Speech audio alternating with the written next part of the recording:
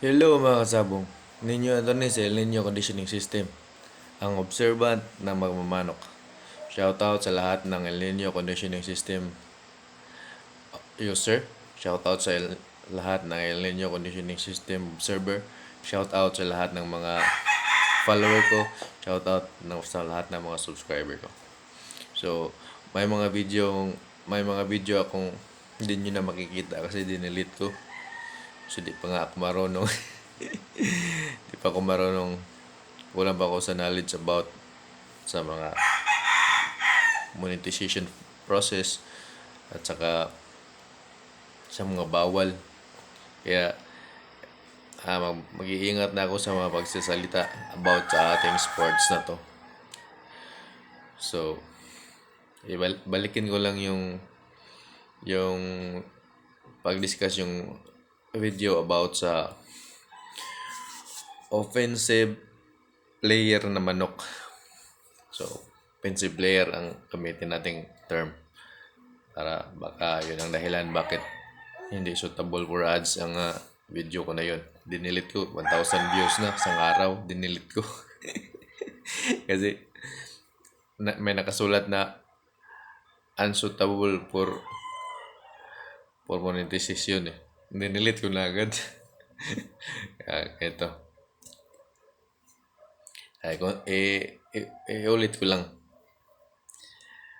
Pag sabihin nating offensive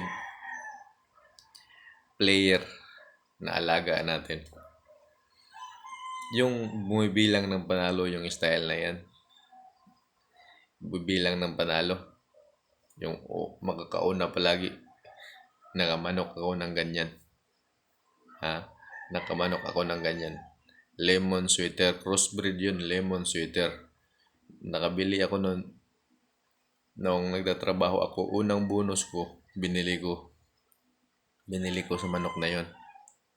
1.5 lang. Stag lang yun. 1.5. Kasi ang binilhan ko nun, kaibigan ko, hindi siya gambler. Breeder lang talaga siya. Ayaw ko lang shoutout. Kasi ang magaling talaga yun na breeder. Kasi kung anong sinabi sa kanya ng amo niya dati, hanggang sa naghiwalay sila, ganun pa rin ang pinaghahawakan niya. Hindi siya naglalabas ng babae na manok. Lalaki lang ang binibenta niya. Pero di siya naglalaban ha. Di siya naglalaban. So, kung may babae, tapos yung medyo marami na, uulamin lang niya, hindi niya ibenta. Ganyan yun ka-dedicated sa pagmamanok. Kung ano sinabi ng boss niya dati na huwag magbenta ng babae, hindi talaga nagbenta. Kahit best friend ko yun, hindi talaga nagbenta. So, ganito ang istorya ng lemon alin yun. Lemon alin na manok. Nabili ko yun, binread ko. Naglabas ng 7 anak. 6 panalo. 1 lang talo, patay pa kalaban. 6 panalo, ganyan kagaling yun. Nagtatrabaho ako noon, hindi ko naparami. Pero may pa isa-isa akong napapalabas. Sunod, may 4 naman magkapatid. 3 panalo, 1 talo, patay din ng kalaban. Bumibilang pa ng panalo mga kapatid. Kaya nakabreed naman ako 2. 1 talo, stag. Itong 1 panalo, bumibilang na naman. Ganun gagaling lemon allen ko. Hindi ko lang naparami. Namatay lang ang rudyak sa talian kasi may nakawala na manok sa kapitbahay. May mga pinakawalang manok ba? Pinuntahan sa talian. Yun, nabubog mo na ko hanggang sa nawala na. Hindi ko na naparami. Kaya, yung lemon alley na yun, yung style na yun, offensive player, papalo. Ang palo nun, pag nakatalikod, papalo na yun. Hindi na yun Hintayin na haharap pa ang kalaban basta alam niya kaya niyang abutin. Palo na yun. Yun talaga. Hahanapin ko nga yun yung history nun. Hahanapin ko ngayon may-ari. Pupuntahan ko pag may pera ako. Kuha ako ng ulit nun. Baka mayroon pa yan natabi ba. So, ganito yan. Yung limon alin ko na yun, offensive yun. Lahat ng bitaw yun. Lahat ng bitaw ng gagawin ko.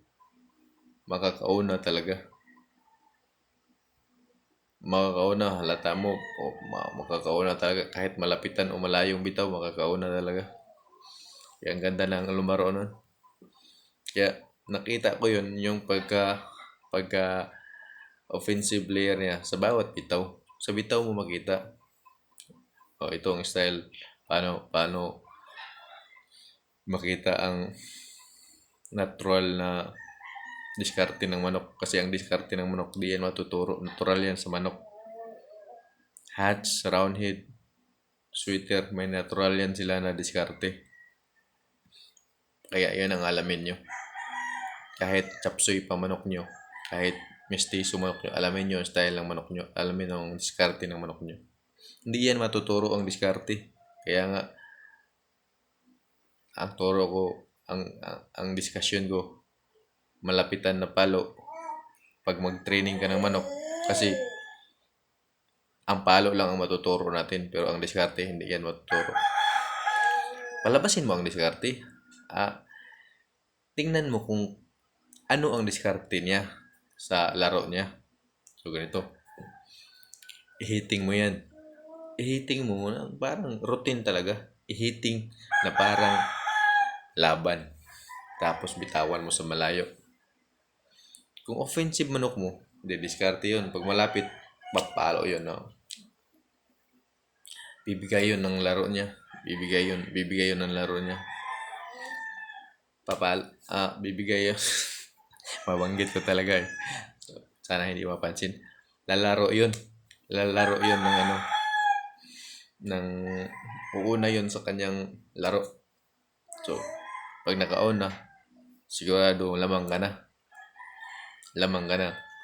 So, ganun style na yun. Makikita mo yun pag malayo ang bitaw, pero dapat na i-hitting mo ang manok tulad ng pag-hitting sa actual na laro. Ganun. Tapos kung alam mo na ang diskarte ng manok, malalaman mo yan bawat bitaw. 3 bitaw, malalaman mo yan na ganyan talaga. Di na yan magbabago eh. Yung style, yung diskarte ng manok, di yan magbabago. Ganyan na talaga yan palagi. Kaya, pag alam mo na diskarte niya sa bawat bitaw, yun na, i-training mo na siya paano bumigay ng palo.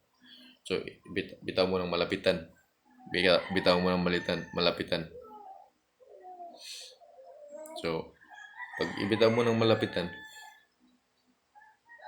makita mo ng hindi mo sinisira ang diskarte niyan. Kasi ang diskarte natural na yan. Kahit subukan nyo pa sa manok, ibitaw nyo ng malapit, ibitaw nyo ng malit, tapos ibitaw nyo ng malayo. Didiskarte pa rin yan kasi natural na nga yan sa manok ang diskarte. Natural na yan sa kanilang pag ganyang mga diskarte sa bawat manok. Hindi yan natuturo. Ang natuturo yung palo. Yung laro. Mababanggit ko talaga. Hindi na naman ito ma-monetize. So, okay lang. Patuloy lang natin to. So, yung diskarte ng manok, hindi matuturo. Pero yung laro, kung alam nyo na ang laro ng manok nyo, o alam nyo na ang diskarte ng manok nyo, sa malapitan nyo ibitaw para matuto naman siyang magbato ng laro niya. So, pag ganyan, alam nyo na, ang safe na bitaw sa actual na laban, malayo. Malayo kasi alam mo na diskarte niya eh.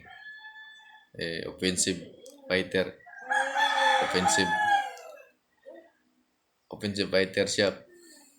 Pag ilayo mo yan, didiskarte yan. Kasi natural na nga yan ang diskarte sa manok eh. Pag malapit, bibigay yan. Kaya mga manok na yan, bumibilang yan ng panalo. Bumibilang. Yan, may manok ako sa bayaw ko. 6 times winner. Broadjack nila. May gold sila. 3 times winner. Hindi yan mga battered. Kunti-kunti lang sugat. Ako dito, may 2 times winner ako. Dati may 4 times winner ako. Bininta ko. May 3 times winner ako. Yan, marami akong mga winner dito, mga bininta ko. Yung mga gustong mag-broadcast ba. Hindi yan mga battered.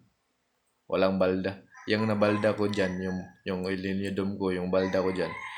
Sa talian yan. Sumabit tatayan sa motor. Di ako sinabihan ng nakasabit. Yan. Sayang, unscratch yan sa first fight niya. Hindi na magamit kahit unscratch siya. Nung first fight niya, hindi na magamit kasi nasabit yung paa sa motor ata nakasabit niya. Hindi ako sinabihan, hindi ko na. Yung mga pilay na yun, mahihilot yan. Dali lang yan hilutin. Nakasubok ako niyan. May manok ako nabitay sa talian. Ika-ika talaga, as in, dislocated.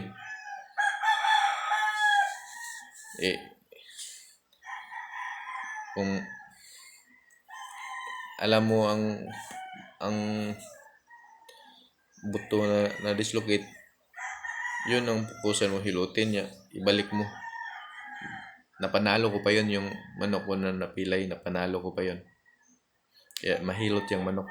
Mapilay sa talian, mahilot yan. Yan ha. Ganyan ang pagpili ng offensive fighter na manok. Ganyan ang pag-training sa kanila. Ang diskarte, hindi yan natuturo. Palabasin mo lang ang diskarte. Ang natural na laro, hindi mo yan matuturo. Pero turuan mo siya paano magbigay ng paa. Guys, salamat. Sana marami pa kayong matutunan sa akin na diskarte about sa pagmamanok. Salamat. Keep on subscribing, keep on watching, keep on viewing, keep on sharing.